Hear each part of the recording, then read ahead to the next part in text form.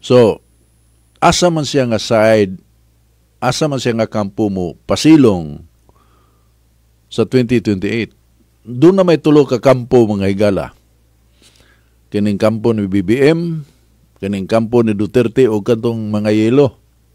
Posibleng ato ni sa padung sa yelo. Pero anang tulo ka kampo, kinahinayan ang yelo. Naliaras panahon.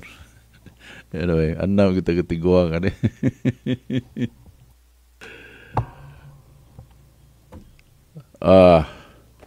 Okay. Ni interesting ba mga higala. Takulahaw lang ning mitumaw. Ni ako ginang kuan kanang gisave mga video ba.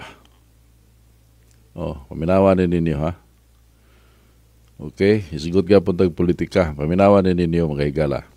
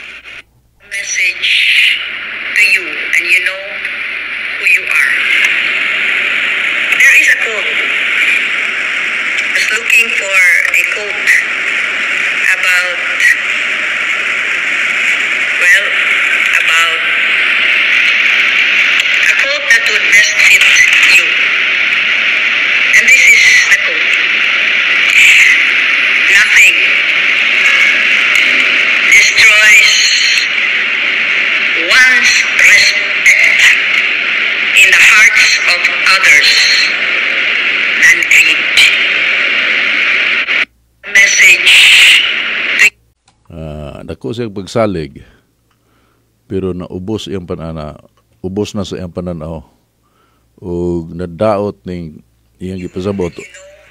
Huh? There is a quote. I was looking for a quote about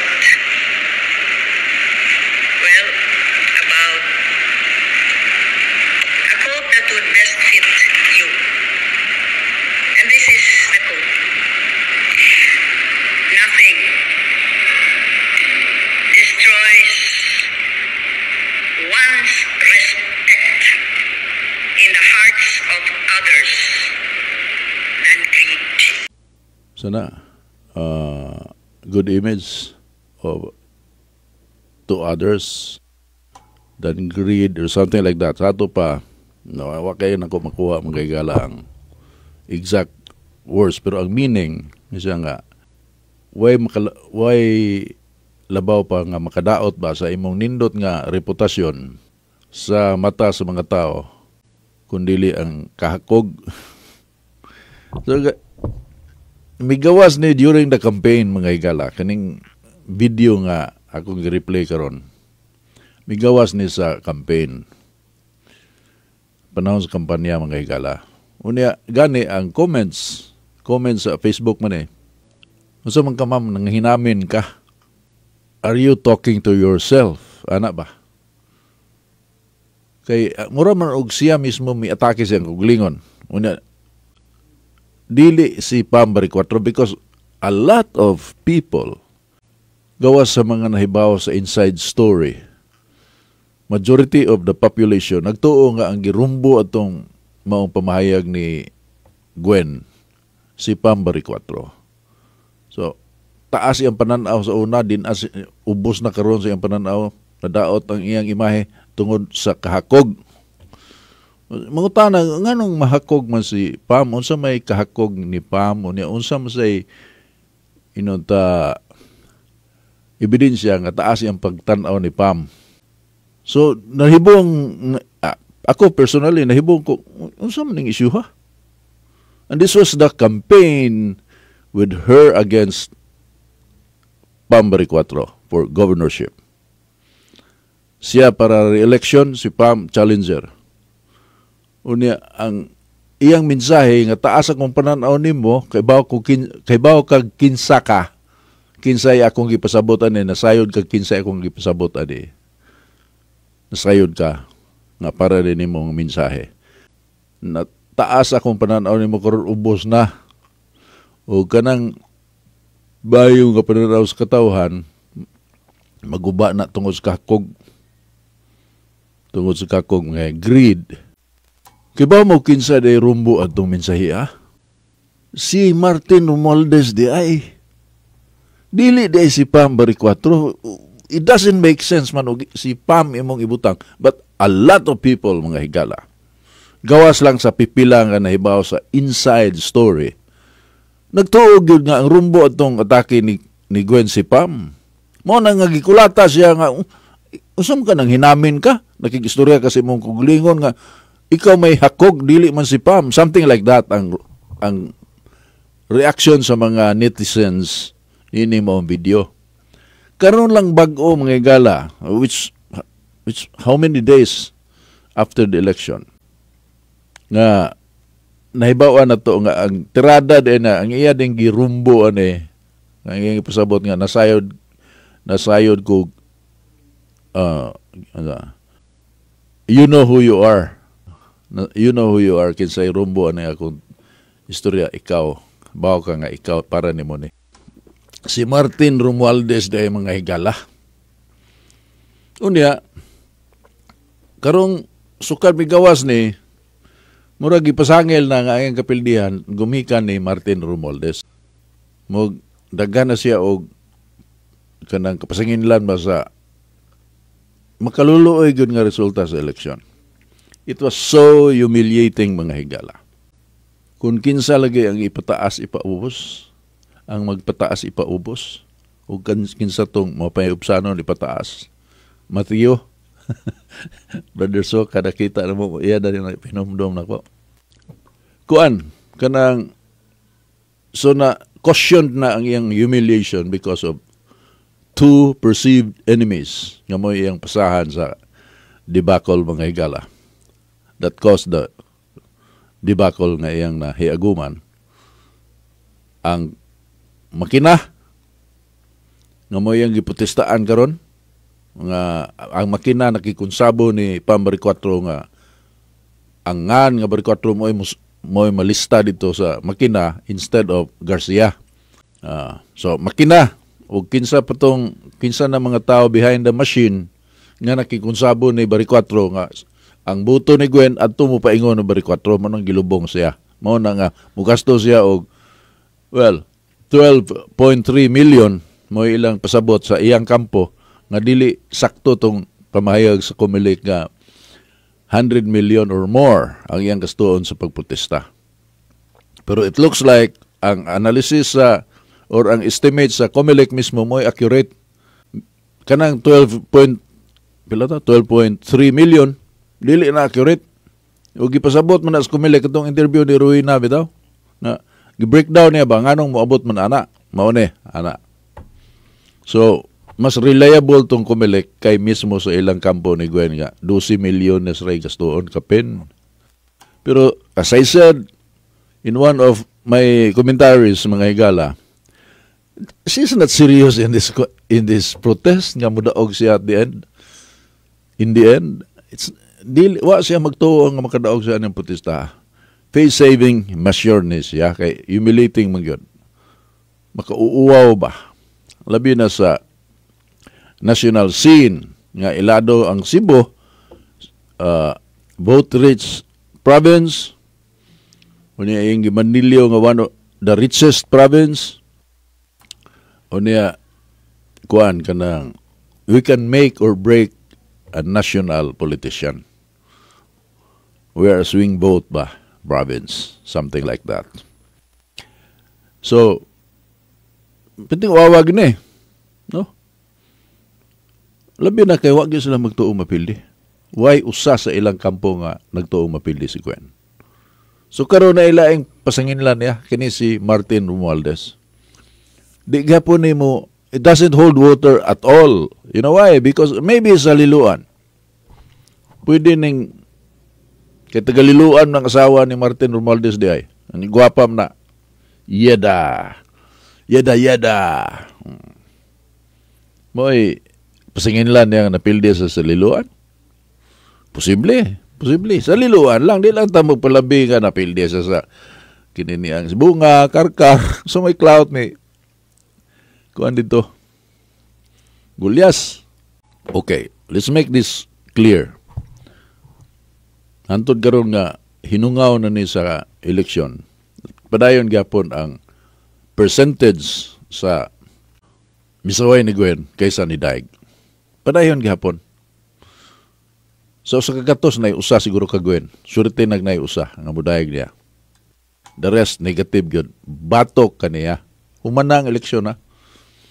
So sa lakton nga pagsulti, napili gyud siya.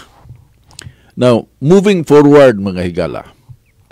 Kay nagaman ng mga political observers ba nga na new kid in town musuod din sa Cebu mo lusad sa politikan nun nga kanana ang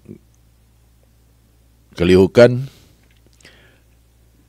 na ako no'y mipalit og yuta nga mo balor og 2 bilyones kapin 2.1 billion ba to real estate including the properties in that real estate. 2.1 billion. Una, si Martin Romualdez oh, mo ni kuan ka ng gihugon-hugon ba mga higala? Kay mudagan lagi ning ang asawa kay kuan sa ni political family sa ni Mendoza, mga Mendoza kaning sa Alo. So, mitubag siya. Ingon siya nga, don't misuse my name. Ayaw gamita sa, kuna bang, don't use the name of thy God in vain ba? Well, Tingog Party List Representative Yeda Romualdez has denied rumors linking her to a possible run for governor of Cebu in the 2028 elections, calling the speculation, quote, baseless, unquote, and warning against the misuse of her name for political agenda. Sa usa ka pamayag nga giluwatan niya niya itong usang adlaw, Pizza City, mga higala. Matod pa ni Yeda Romualdez, she was compelled to address the public, particularly the people of Cebu, after her name began circulating in local political circles as a possible contender for the province's top post in the 2025 elections. Ingon siya, let me be very clear. Quote ni siya mga higala, I am not running for governor. I am not running for any position in Cebu. I have not transferred my residency, unquote. Ito pa ni siya ma-rehistro sa Leyte, mga higala. Kini si Yeda, but 2028 is far. Nagisgo sila 2028. Ihungaw na di ni. Now, unsa may sitwasyon karon ni sa kampo ni Gwen? Perting paitan ng sitwasyon niya karon. Di sa kaduol sa mga Duterte. Gawas mong magpabaga na lang gisagnaong. Nasyonal atong gisgutan na because 2028 is a presidential election. So, asa man siya nga side, asa man siya nga kampo mo pasilong sa 2028. Doon na may tulo ka kampo, mga higala. Kining kampo ni BBM, kining kampo ni Duterte o kantong mga yelo. Posibleng ato ni sa padung sa yelo. Pero anang tulo ka kampo, kinahinayan ang yelo. So, posible ato na sa paingon. Si Gwen. Malipay ni siya og matangtang gyud si kinini ang Inday Sara, TP Sara. Matangtang sa iyang pagkabisi presidente, pinaagi sa impeachment, unya din akadagan. Mura na ilang nagkaiusa silang dapita karon mga komunista, kampo ni BBM, yelo, gusto sila matangtang si Sara kay ug dili matangtang mudaog man jud. Kay wa man magsilbi tong ilang taktika nga si Duterte labay nga to sa dahig. Upusit man ang nahitabo, di man mao ang ilang calculation. So, si Sara naa diha lisod kayo og pasagda na kay di na lang tamnagan, pildim juta. Pildi. Di kadaog ang kontra pagkakaron. 2028 is 2028, layo pa. So, kinalam tangtang. Ug matangtang na si Sara, malipay si Gwen. So, mutabang na sila ang kampanya aron matangtang si Sara. Isan o kontra na silang Romualdez. Mo de nga wa mo kuan kana, wa mo pirma sa petition nga i-retain si Romualdez isip speaker si Duke Frasco nga mipirma manunta siya sa impeachment. Katong impeachment bugat to sa wato musubay sa pamatasan nato isip Pilipino. Pero iya tong giutong. Iyan na lang tong gipiyungan. Sino kumari ko sila? Kumari, perti nilang kuyo-kuyo adto sa social hall sa Kapitolyo, pinangga ka nila si Sara Duterte. Pero sa dihang miabot na ang isyu nga i-impeach ko si Sara Duterte, mipirma si Duke Frasco. Napay picture gakugo si Sara sa ilang anak, kumari. Og nakasud na si Cristina sa tourism, isip cabinet member in charge of the Department of Tourism, tungod ni Sara Duterte, magbahin mangguna mga gala kanang alliance, political alliance, hindi kadaog magbahin-bahin pila ka tawo imong ipasod, ana ba? Na kay allocation na ng politika sa ato. It's not about competence, although i-consider ng competence, or it's not about meritocracy. Paduol ka sa luwag, may kamutila, mauna diha. It's not because you're the best. It's not. It is not. Definitely. So now, nakasod. May pirma silang impeachment. Galisod silang pasabot ato eh. So si Duke Frasco ang pasabot nga, namang ongoing project.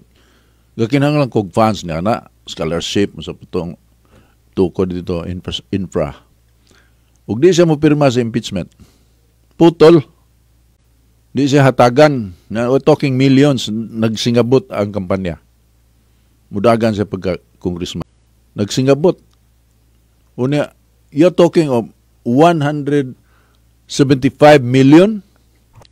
Mao na ang average nga kwarta gibuhian sa speaker mga higala base sa tinubdan sa newspaper report. Magalong, mga nanggawas nga figures gud ba. Wa man tay direct access ang tinuod ba nang, pero mao na istorya. Wa man say mi challenge nga di na tinuod. 175 million each katong mi pirma. Nagsingabot ang eleksyon imo nang di na nimo dawaton. So mi pirma siya sa impeachment ni Sara. Despite the fact nga gakugo si Sara sa ilang anak, si Sara mo ay nakapasod na iyang asawa diya sa national government. Pero compared sa naglingkod sa kagamhanan karon, munggos rin si Sara. Vice Presidente raman siya. Wa man say clout. Ang iyang clout na man sa suporta sa mga tao. Pero sa day-to-day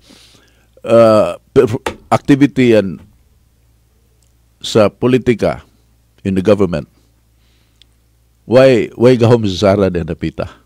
So bimbilingbing sila, sila sa side ni Bongbong Romualdez. Wa nila ma-anticipate kining isyuha karon nga buaya gid kayo ni si Martin. Buaya labaw pa ni buaya. Wa nila ma-anticipate na. So karon, di sila magkaduol ni Sara, the strongest contender in 2028. Di sila kaduol ni BBM. Kasi BBM karon mismo mga higala, he's already kanang limdak president na si Bongbong. Ang nagdumala around kanang giingon ni Sara nga si Romualdez ug si Araneta. This is dili kini Sara gasulti ini, no less than the sister of the president. Maguwang sa presidente na to, Senador Jaime Marcos Mingon. Dili ni Marcos administration. This is a Romualdez Araneta administration. So, hay mandapit ang presidente. Kung na tao sa umahan. Kung na, Kingkoy good. He's a puppet. Si Bongbong. Unya, asa man ka adto ka dito? Ari ka sa tinuod nga administrasyon, Romualdez Araneta, di ka kasuod kay direct confrontation. Diretso man gyud, liluan man gyud. Ang sudlan nila kay naaman ang asawa ni Martin Romualdez. Mo tong wa mo pirma si Duke Frasco nga marite ni Romualdez ang speakership. Kay diretso siya kaigo. Siya gud mismo mo'y maigo kay tagadiha man ang asawa. Nga dunay ambisyon. Although gidinay, pero among us girls, sa binugoy pang istorya, mutuo ka ng istorya, ha? Labi na kay nakaila kang manyak ng kaning bana ni manyak sa politika. Buaya kayo. So, saan naman na? Unigari siya sa Pinklawan, of course na yung mga kining religious institutions nga support in favor of impeachment, the impeachment against the Vice President. Lasal, Ateneo. Pero ang pangutan na, mutuo ba mga tao na nila? Kanang pamulitika sa simbahan, di mutuo ang mga tao na, oy. It has been proven time and again. Nga dili na sila makapadaog og kandidato. Ang simbahan, kita god, we're all Catholics. Pero tuo day ta nang tanang maapil sila pamulitika, mukuyog day ta, wa man ta mukuyog. In so many instances, wa ta mukuyog. Kagatan-aw mata as an institution, or ang naay mga dili ba united ba? Kaya na may mga parish priests nga makadani sa ilang mga parishioners. Because of personal influence ba? Kanang charismatic, maayo gyud og showing sa iyang parokya, makadani na og butante. Pero di man ingunana tanang mga nasa mga parishes.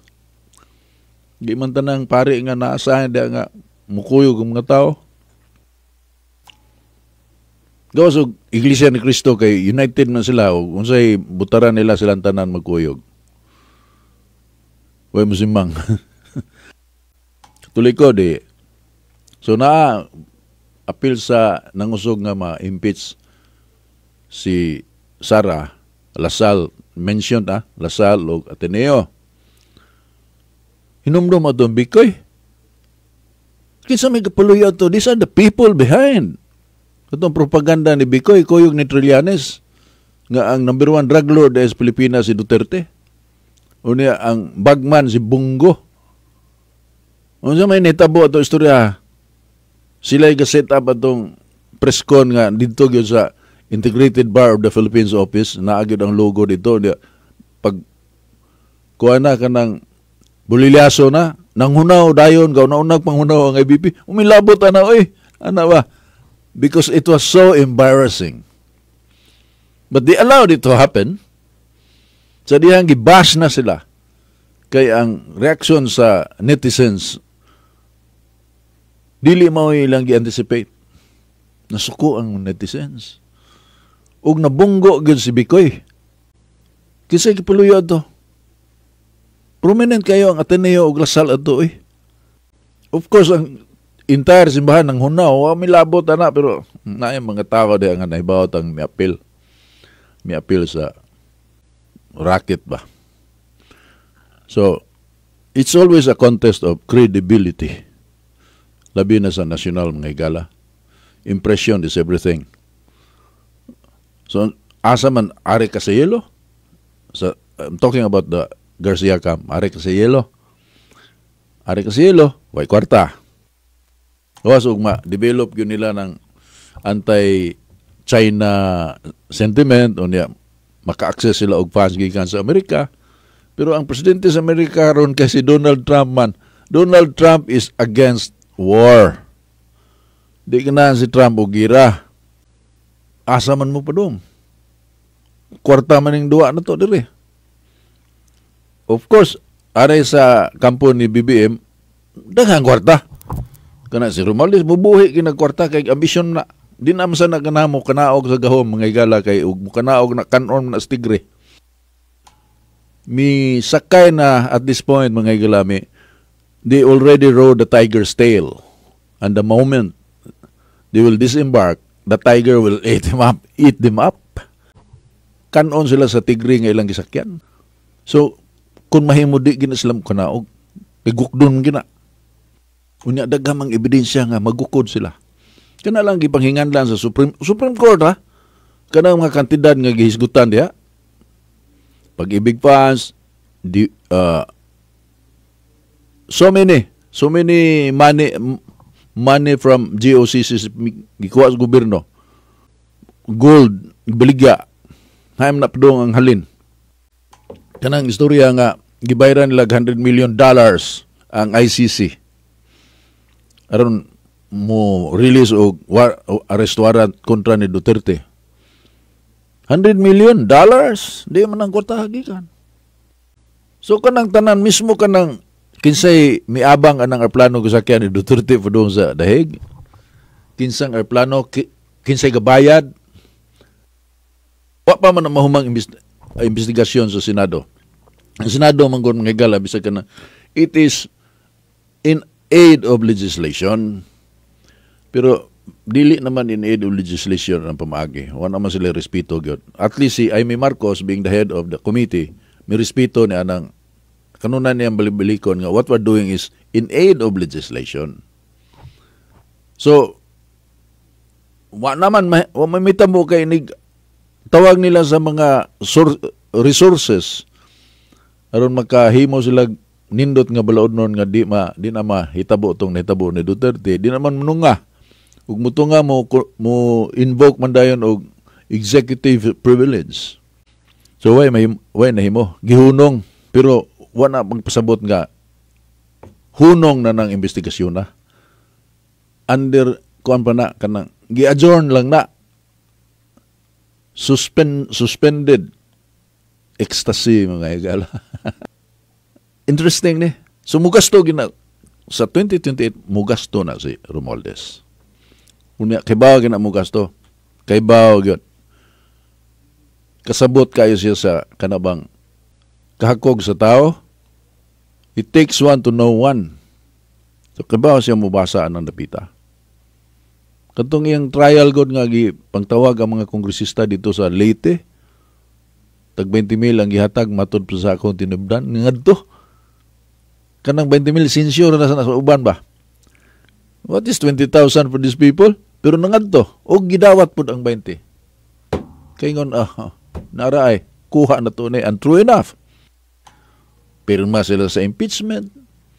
Pag kuan nga i-retain siya sa speakership, pirma sad sila. Unya manalipod pag yun. Kanabang ilang irisgo ang ilang integridad, ilang imahe pagproteher ni Speaker Romualdez sa mahal natin na speaker na pakabait. Nang dahil sa kanya meron tayong mga tinulungan tayo. Mo na istorya na nasa video mga congressman Sultan Kudarat nga puro gadaig-daig ni Romualdez mga kwarta. Ang pangutana, di man na ilahang personal nga kwarta in taon. Kwarta man sa gobyerno niya. Of course, dagang nasayod niya nagiprito ta sa koglingong mantika. Atong koglingong mantika. Unya, inigabot sa 2028, katuo kang mo, click na siya. Di Venecia, in a smaller scale, did that when he was the speaker, Joe De Venecia. Pagdagan ng presidente, di sa punita, tangkungan. Atras pagkita, kato sa Ramon Mitra, shining star gito sa politika sa Pilipinas. Kuanto siya kanang charismatic, unya, mayang laki mo diskurso, saktog naong, ang speaker siya, dagan siya, kay magpresidente lagi. Unsay sayop niya, nagpa-imprinta ang Congress naman sila printing press kaugalingon, nagpa-imprinta og kalendaryo. Dali abot ang Pasko, nagpa-imprinta kalendaryo, gasto sa Kongreso. Problema lang kay gibutang iyangan dito. Ug wa pa di butang iyangan, wa gitoy issue. Gibutang mo iyangan. Di man ihatong gasto. Speaker lang siya. Siya mo'y Speaker of the House nga migamit sa printing press sa House of Representatives paghimo o kalendaryo. Pero gisuwat iyangan didto sa madiskuido. Gipildi siya ni Ramos, retired general, o popularity lang, pildihon niya sa Ramos. Wa pa to issue ha. Presidente na si Mitra. Kadto lang, kini pa ka sa Romualdez. Layo pa ganito, hindi lata na sa issue. Ang kadagdag ron ni Romualdez, either mo hilom lang, dili mo saway. Ang ilang kalyado, kinsa man yung kalyado nila, mga komunista. Naningog bago sila bahay ni Romualdez. Ikaduha nga, kalyado, silent partner, ang religious sector nga pabor impeachment ni Sara Duterte, naningog ba sila bahay ni Romualdez? Pila ka bilyon na ng utang? Wala. Kana lang comparative figure mga higala sa Sara Duterte nga intelligence fund. O ang sa presidente, of course, dako ang presidente kay presidente god. Pero ang kadakog diferensya mga higala, talking billions, unya kani million lang. 125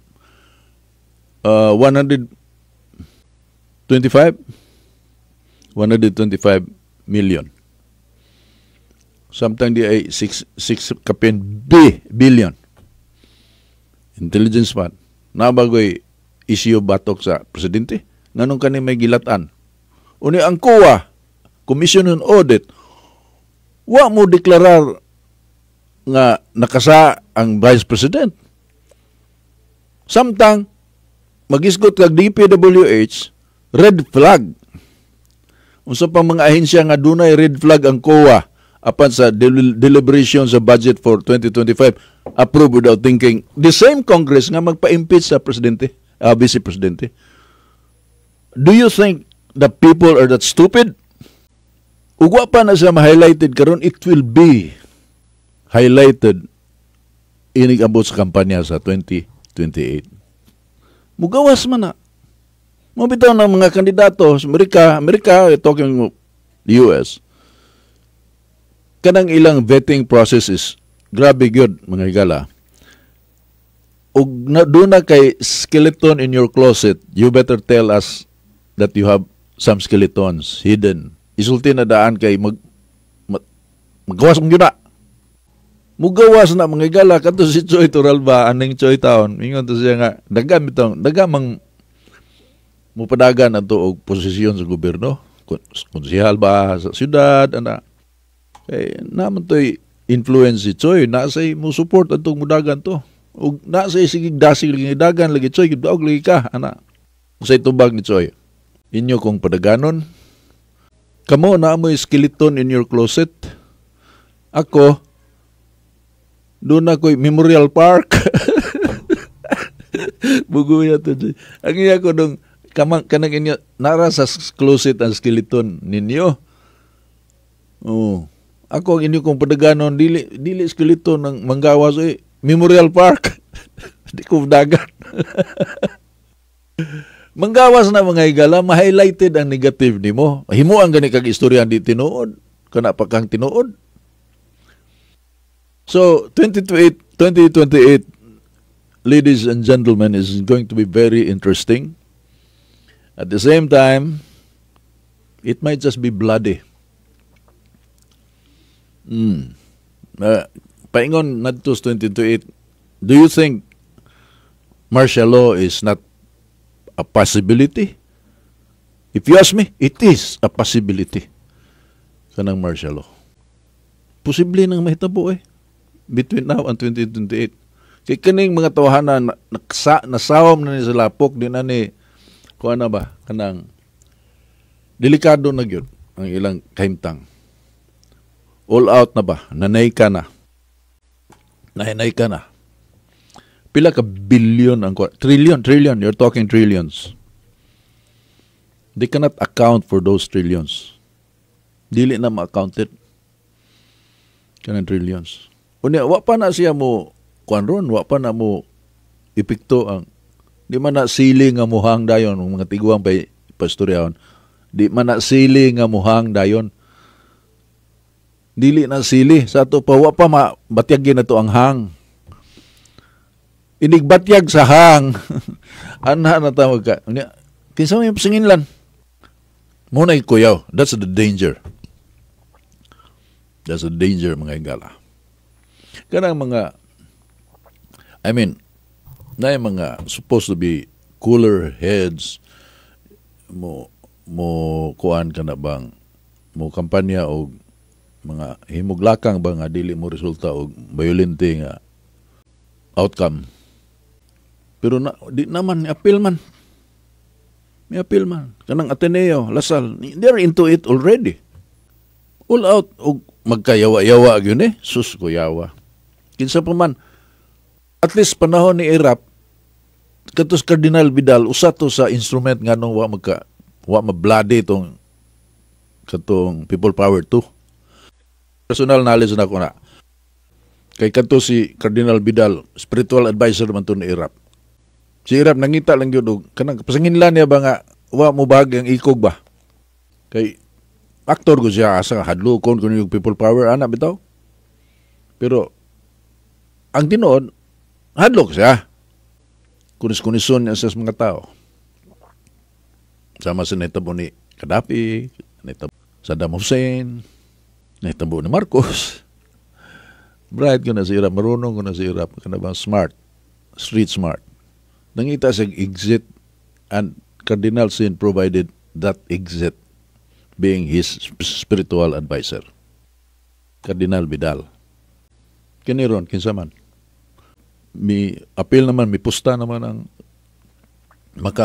kuano ta ba, makahunong. In kaso lang, worst case scenario niya ang hisgutan mga higala. Simbako lang yung taon. Kaya kita tanan pildi o doon na civil war, pildi tanan. But that is not impossible at this point in time. That's a possibility. Kuya. Nanay ka naman yun. Di, saan mo na?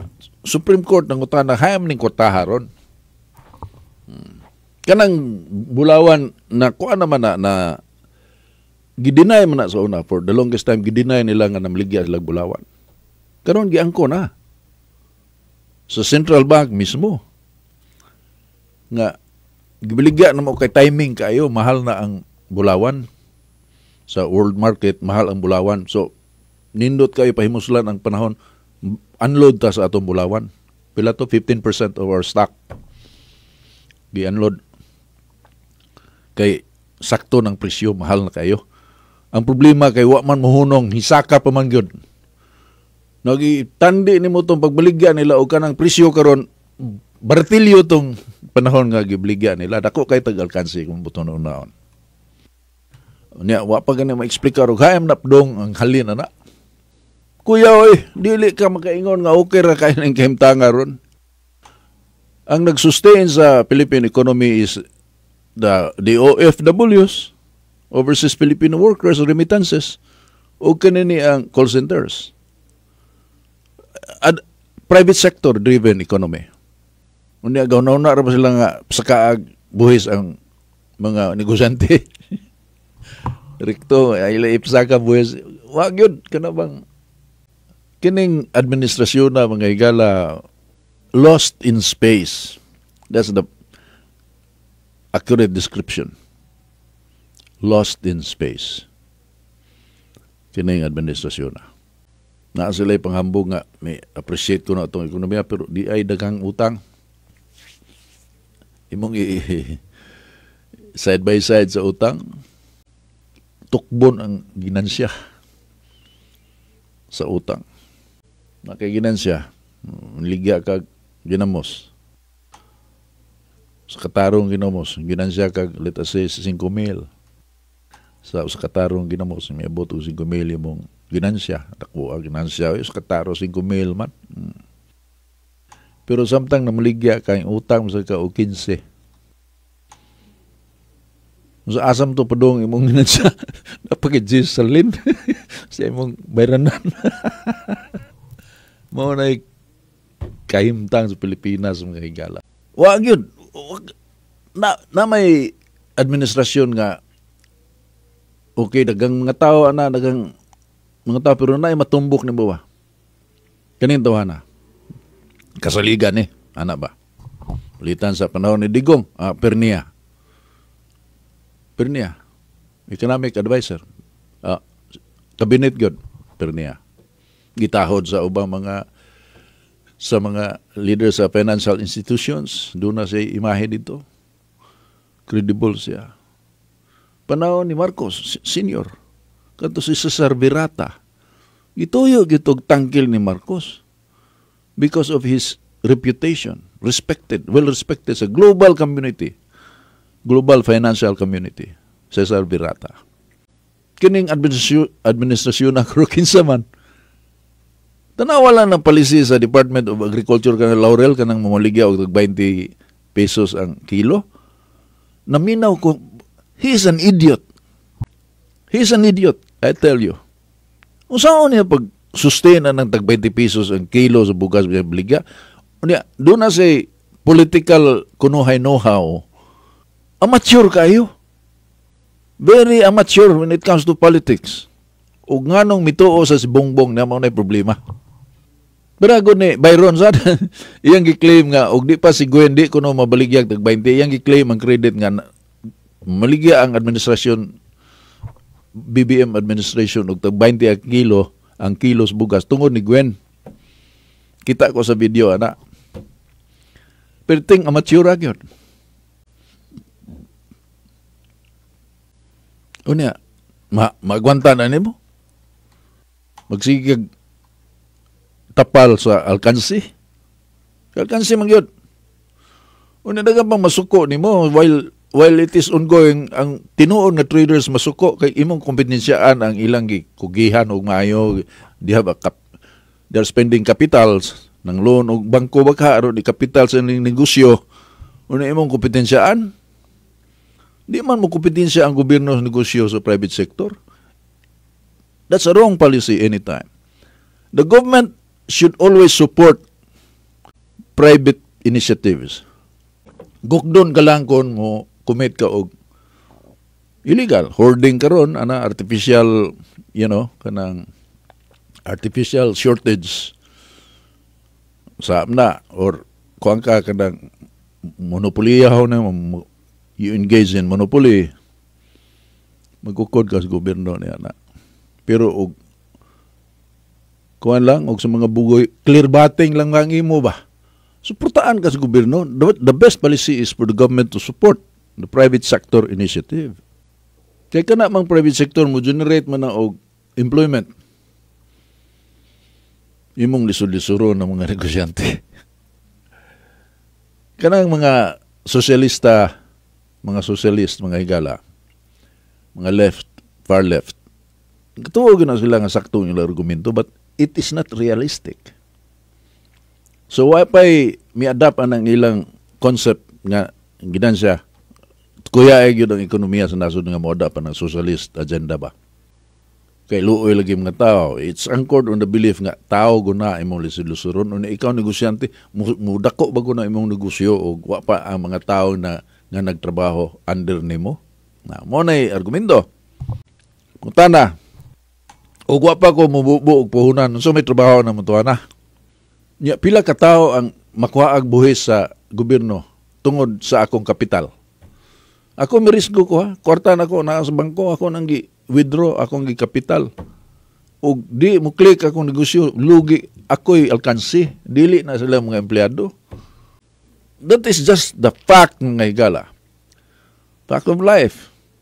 So, suportaan na sa gobyerno ang mga negosyante, uy. Dili na lisod-lisuron. Di sana magpasabot nga tungod kay mo suporta ka sa mga negosyante, tugtan lang sa nimo mag-abuso ng mga negosyante. Dili, uy.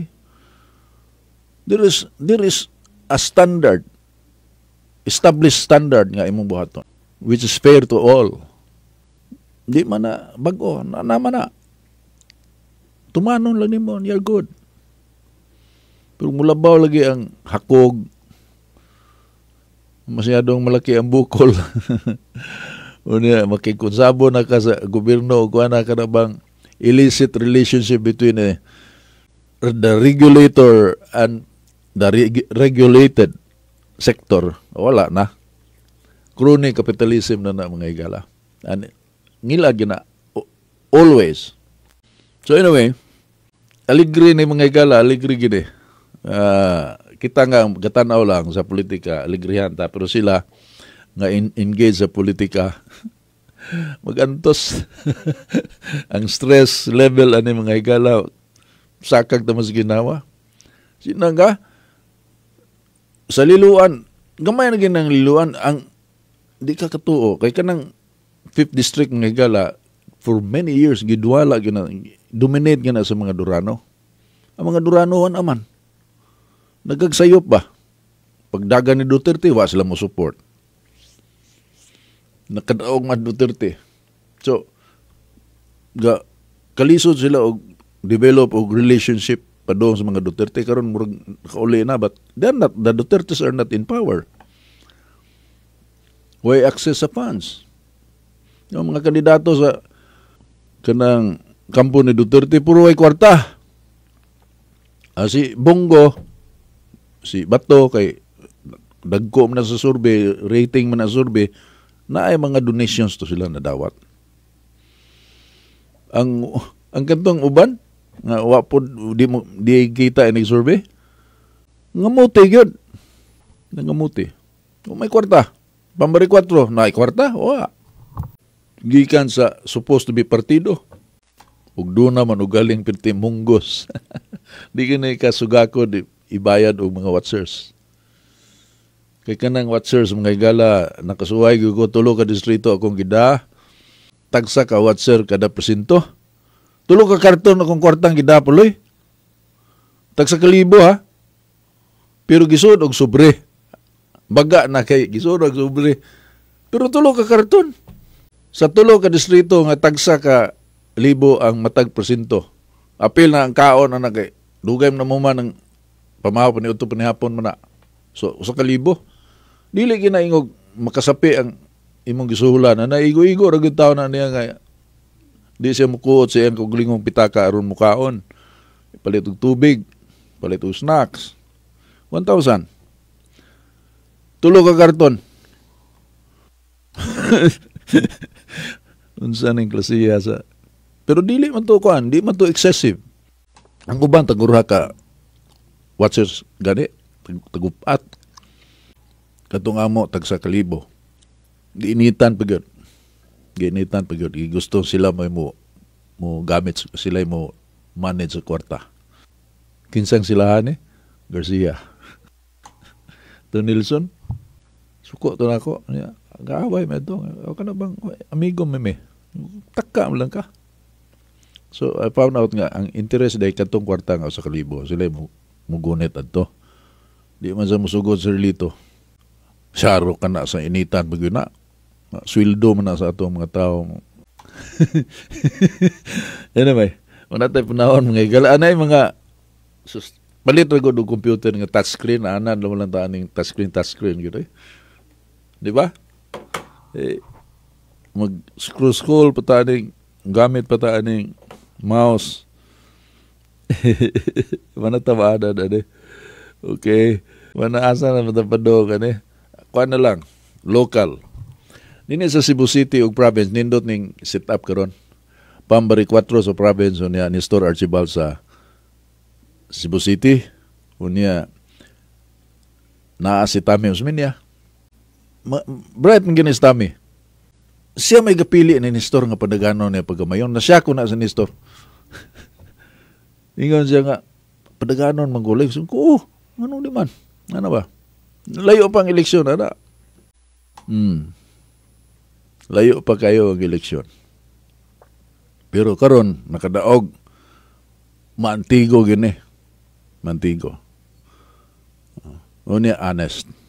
Kana bang dili ba wa ba ma well known nga nang rakot.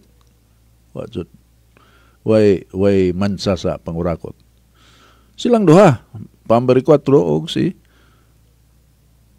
Nestor Archibal unya magkayog BRT, mahuman ang BRT kining probably garbage collection at ato ning isugyot nga ayaw ng during daytime. Kan traffic problem sa metro. Dako kasi nagbahimo nini. So we'll see, but at least nindot mga higala ang lokal. Di lang tamutagad sa nasyonal, okay ra. Let's do it on our own. Ika nang gubot pa lukot ng nasyonal eh. Okay? Tanaw na lang na to, ug asa na sila musandig, basta kita mo concentrate lang tayo lokal sa mga higala.